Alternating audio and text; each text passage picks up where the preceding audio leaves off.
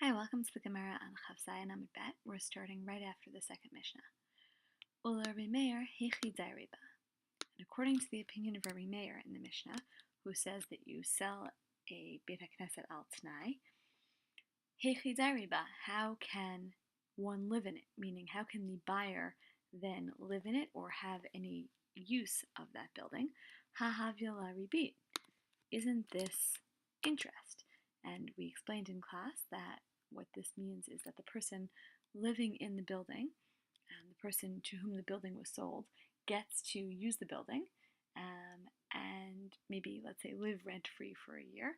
And then at the end of that year, if the seller decides to go back on the deal, so the seller says, I'll give you back your money and I'll take my synagogue back.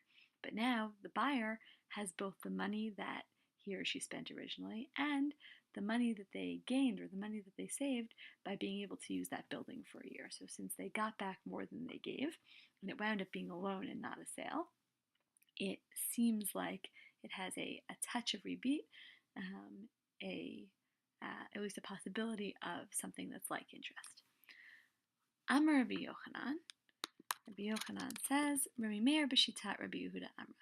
Rabbi Meir said this in accordance with the position of Rabbi Yehuda, De'amar, who said, Tzad echad b'ribit mutar. Literally, one side of rebate is permitted. One side of rebate meaning uncertain rebate, where there might be interest, there might not. That's the situation here. When I sell the shul, I'm saying that I'm selling it, it's just that I could take it back if I want to, but chances are good that I won't want to. So it's not clear that there will be rebate, and Rabbi Yehuda says that kind of situation is permitted. Titania, as we learned in a Braita, Haresha haya noshe b'chaveiro maneh. A person owes his friend one portion, 100 coins. Ve'asalo sadehu mecher, and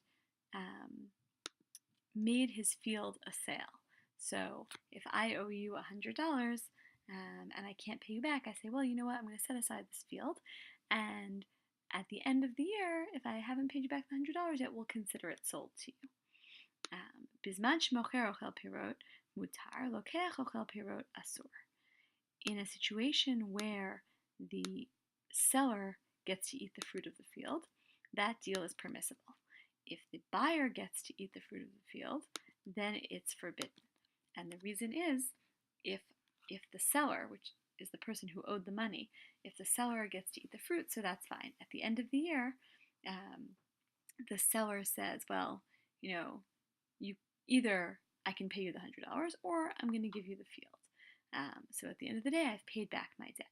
But if the lokeach, if the buyer, the person to who I owe the money, also gets to eat the fruit, and then at the end of the year gets the field, then actually that person didn't just get the money I owed them or the value of the money I owed them, they also got the fruit from the field, so they got more, and that is a little bit of rebate, or it has the possibility of a little bit of rebate, so it's tzad echad rebate. That's the Tana comment in the Braita. Rabbi Yehuda Omer, afil lokeach ochel pirot mutar. But Rabbi Yehuda says, no, even if the buyer eats the fruit of the field for that year, it's still permissible. And this is the position that we've attributed Rabbi Yehuda with, which is the opinion that tzad echad b'ribit mutar. He's not concerned about the rebate that might happen from this kind of deal. Ve'amar Rabbi Yehuda, and Rabbi Yehuda further says, Maaseh b'bitus ben zonan she'asa sadehu mecher al pi Rabbi Elazar ben Azariah. There was a story with Baitus ben Zonan, that was his name, who did this trick with his field, made his field into a sale after owing money, in accordance with the opinion or with the permission of Rabbi Elazar ben Azariah.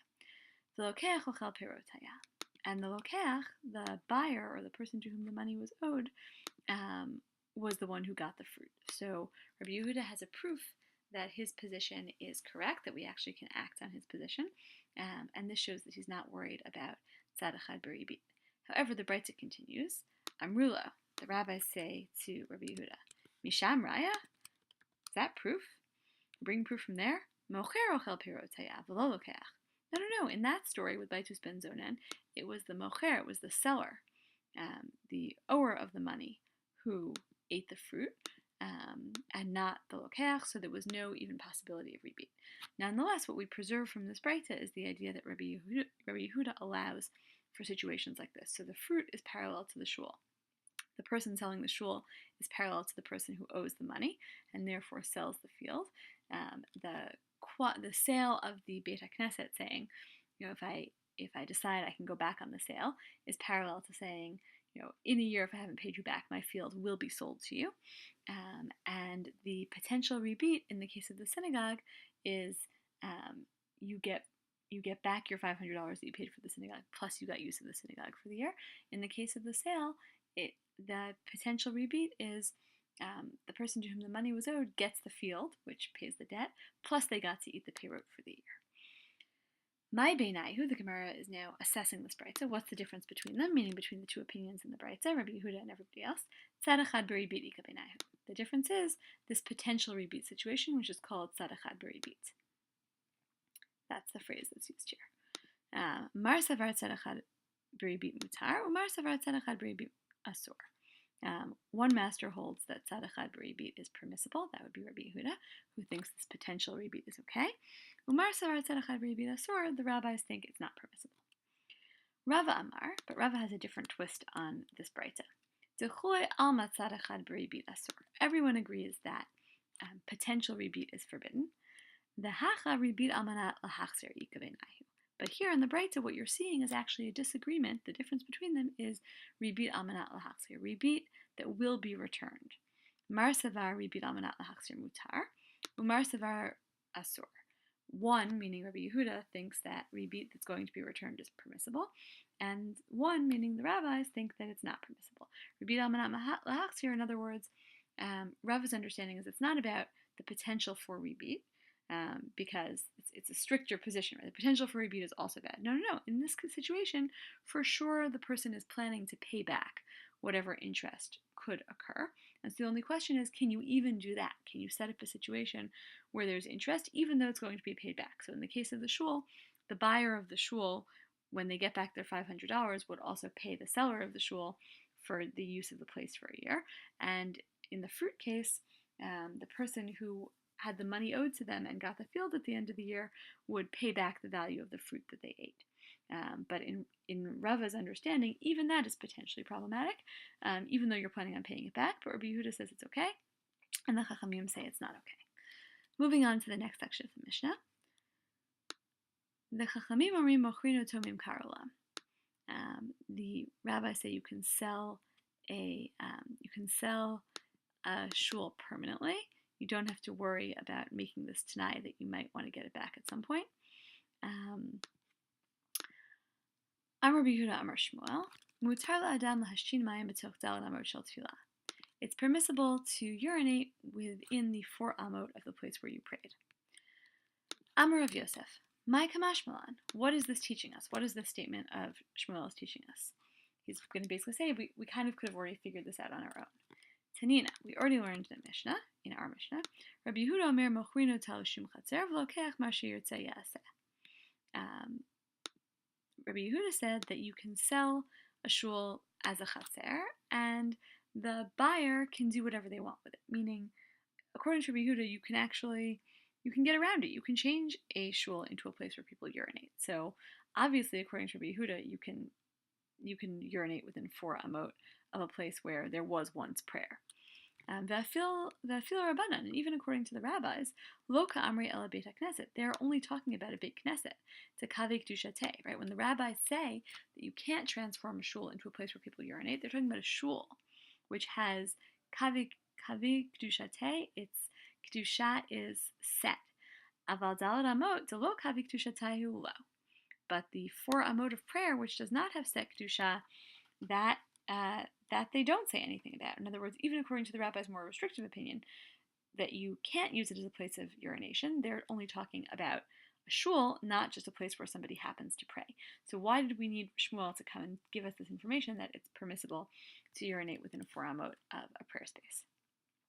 Tani Tana Kamed Rav Nachman, someone taught before Rav Nachman, Hamid Palal Marchik Dalad Amot Umashtin. Someone who's praying has to distance themselves 4 amot from the place where they were praying and then urinate. The hamashtin marchik dalad amot mitpalel, and one who urinates has to distance oneself 4 amot from the place where they urinated and then pray. Amar le. So Rav Nachman says back to him, it makes sense to me that someone who urinates has to then go for a mot away from that place in order to pray. Tanina, because we learned this already in the Mishnah. How much do we have to distance ourselves from things that are gross and from excrement? One has to distance oneself for a mot. So like that halacha, I'm comfortable with. The idea that once you urinate, you have to walk for a mot away, that I'm used to. Ella, hamipalel marchik dalad amot mashtin lamali. But why do I need a rule that when you pray, you then have to walk dalad amot away from the place where you were praying in order to urinate? Why do we need that rule? Ihachi, kedishtinu l'chulei shvilei d'naharda. If you really think that's true, you've made holy all the roads of Naharda. Naharda was a big city, predominantly Jewish city. So if you really think that you have to walk for a mot away from a place where you pray in order to urinate, and presumably someone at some point has prayed on pretty much every road of Naharda, so then there's no place to urinate in the entire city. If it makes a place sacred, just someone davening there one time, then you've sort of sanctified the entire town. So we're going to fix this problem. Tani Yisha. Teach Yisha. To wait instead of to distance. So we're going to substitute this word, yarchik, or marchik, this word here, we're going to substitute with yisha in both cases. Underline it there, and underline it there. Bishlam mashin, so it makes sense that someone who urinates, yisha kidei hiluch dalad amot, that person should then, when they stop urinating, they have to wait. Not that they have to walk dalad amot away, but they have to wait long enough to walk dalad amot. They have to create a significant pause, mishum nitzotzot, because of the potential for little drops of pee to still be sort of falling off. Rashi says, falling off of his penis. It's clearly a man who's urinating in this case. So it makes sense that someone who urinated has to wait before they daven. Elamit palel, but why does someone who prays have to wait the amount of time it would take to walk for amot before urinating? Amar Rav Ashi answers this. Shekol dalad amot tfilatos dura b'piv. Because for a solid 4 amot, for all of that 4 amot, his prayer is fluent in his mouth, v'rechushe mecharshan shivavate, and his lips are moving. So it takes a 4 amot worth of pause in order for you to be sure that you really stop davening and you've really given yourself space to transition to the next activity, which in this case is going to the bathroom. Okay, we'll stop there.